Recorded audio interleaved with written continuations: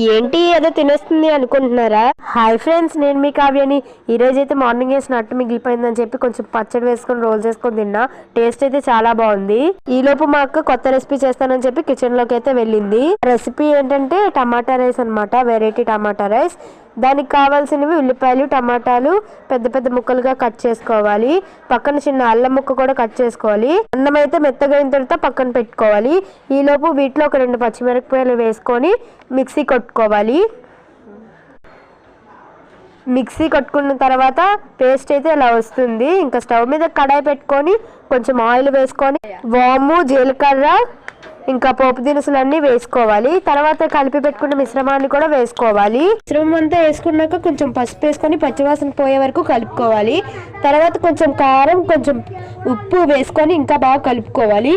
బాగా మగ్గిన తర్వాత ఇందులోకి ఇందాక కలిపి పెట్టుకున్న రైస్ అయితే వేసేయాలి. మొత్తం రైస్ వేసిన తర్వాత టేస్ట్ అయితే చాలా బాగుంది. కొంతమంది చల్లదన్నాన్ని పడేస్తారు, అలా పడేయకండి. ఇలా చేసుకొని తింటే టేస్ట్ అయితే సూపర్గా ఉంది. మీరు కూడా ట్రై చేయండి, చాలా బాగుంటుంది. Bye friends, love you all.